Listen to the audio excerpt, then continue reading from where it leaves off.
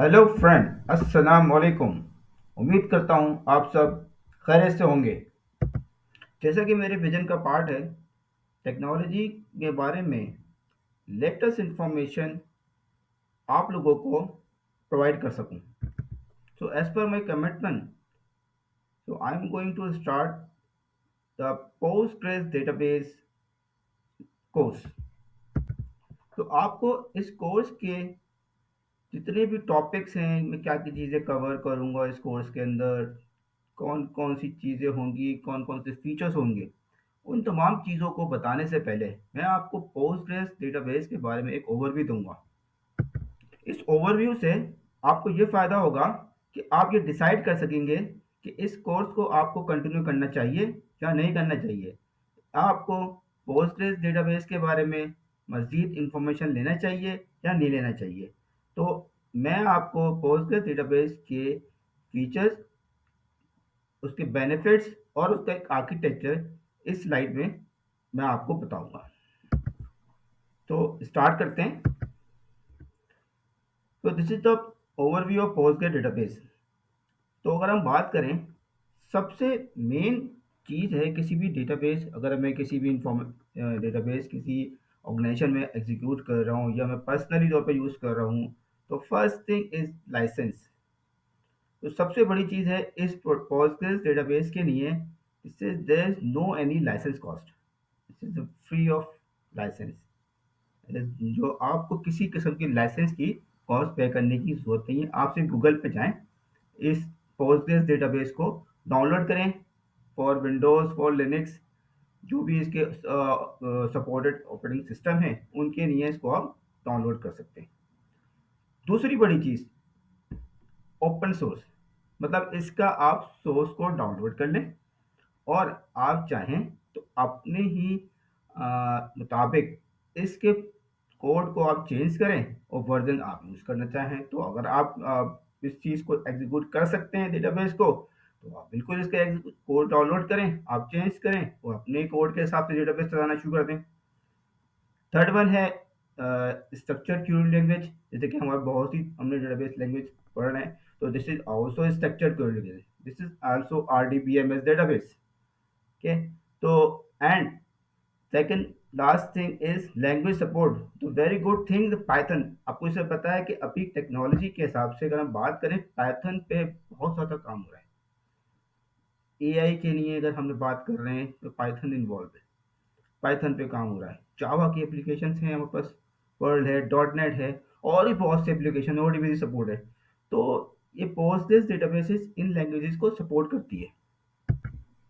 तो इन पर्पस जो मैंने आपको अभी बताए हैं, जो बेनिफिट्स मैंने आपको बताए हैं, इससे आपको ये फेमिलिटी मिल जाएगी या आपको ये डिसीजन ले सकते हैं कि आपको पोस्टग्रेस डेटाबेस के अंदर आगे पढ़ने की ज़रूरत है या नहीं। क्योंकि देखें, अभी क्या है, सबसे बड़ा चैलेंज है लाइसेंस।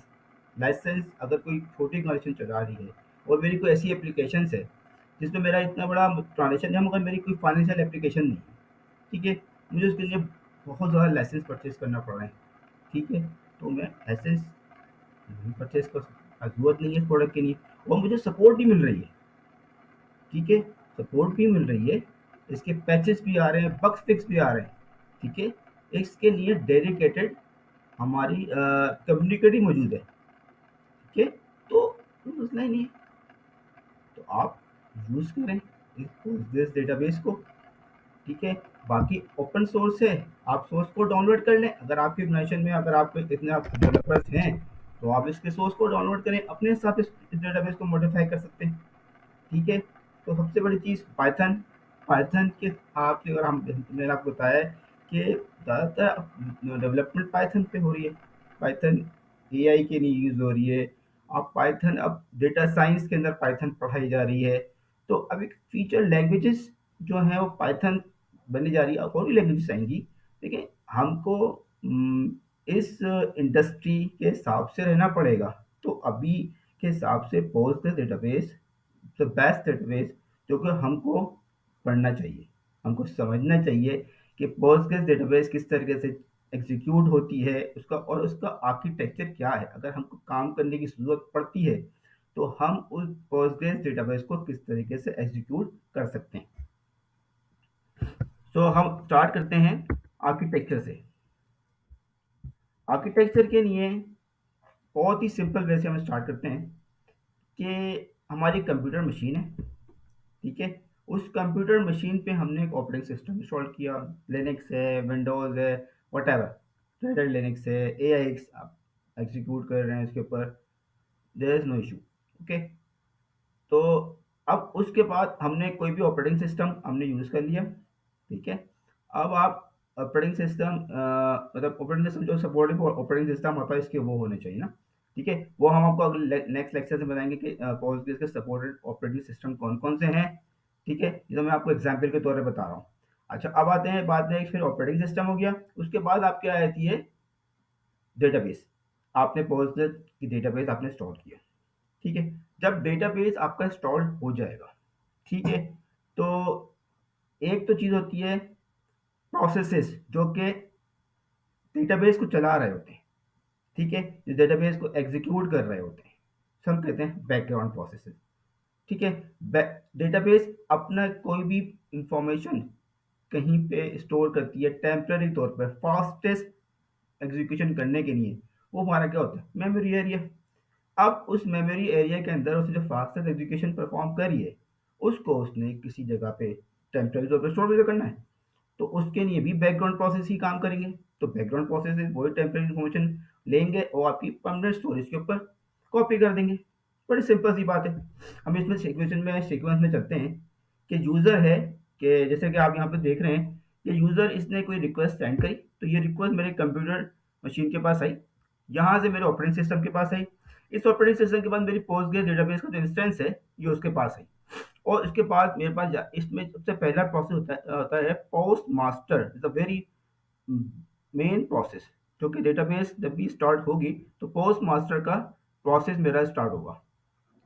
ये क्या करेगा, उस यूज़र के ऑथेंटिकेशन करेगा, वो यूज़र का user ID, password, database connect है और ये चीज़ें, डेटाबेस का मतलब नेम, ठीक है, ये चीज़ें वेरीफाई कर देने के बाद ये पोस्ट मास्टर का प्रोसेस क्या करेगा, इसको पोस्ट ग्रेस के नाम से दूसरा बैकग्राउंड प्रोसेस है उसके साथ कनेक्ट कर देगा उस यूज़र को।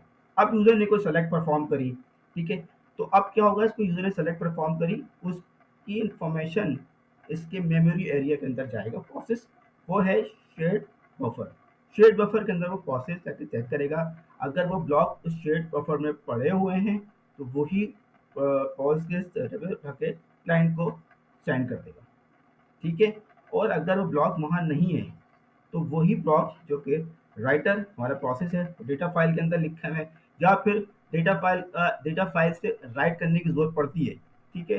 डेटा फाइल पर पड़ती है तो बफर, शेयर बफर से डेटा को राइट करेगा, डर्टी बफर से जो भी मेरी इंफॉर्मेशन मैंने उस शेयर बफर में लिखी, अगर जो मैंने लेकर आया था वहां से, वो उसको शेयर बफर में लिखेगा और शेयर बफर में लिखने के बाद दोबारा से पोस्टग्रेस को चेक करके और क्लाइंट को रिटर्न कर देगा। और अब ऐसी कोई इन्फॉर्मेशन जो कि मेरे शेयर में पड़ी हुई है और डेटा फाइल में नहीं कॉपी हुई है, तो वो मेरा राइटर का बैकग्राउंड प्रोसेस उसको डेटा फाइल में कॉपी कर देगा। अब हमारे पास इसमें और इंपॉर्टेंट बैकग्राउंड प्रोसेसेस होंगे, वो हम डिटेल ओवरव्यू में पढ़ेंगे इंशाल्लाह ताला, ठीक है।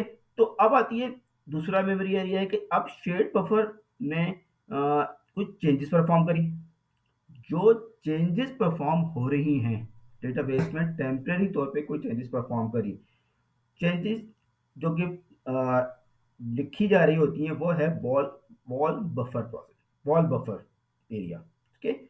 कोई भी अपडेट हुई है, ठीक है, कोई इंसर्ट, कोई डिलीट, वट जो भी है, वो वॉल बफर में लिखी जाएगी। और वॉल बफर वो प्रोसेस है, जो बैकग्राउंड प्रोसेस है उसको कहते हैं वॉल वॉल बैकग्राउंड प्रोसेस, जो कि हमारी वॉल फाइल्स के अंदर उनको लिखना शुरू कर देगा, जो हमारी जस्ट लाइक मैं कहता हूँ चेंजेस फाइल्स हैं, ठीक है, जिसमें चेंजेस परफॉर्म हो रही हैं, वो हमारी वॉल फाइल्स के अंदर लिख देगा। और एक टाइम के अंदर जब वॉल फाइल्स पे वो फाइल्स लिखने के बाद फिर वो फाइल जब यूजर कमिट कर देगा, तो वही वॉल फाइल से फाइल जो है मेरी डेटा फाइल के अंदर कॉपी होगी। वो एक हमारा अलग बैकग्राउंड प्रोसेस होगा, कि इसमें हम आपको बताएंगे जब डिटेल आर्किटेक्चर पढ़ रहे होंगे, तो वो एक अलग बैकग्राउंड प्रोसेस है जो कि डेटा वॉल फाइल से आपका डेटा कॉपी करेगा डेटा फाइल्स के अंदर, ठीक है।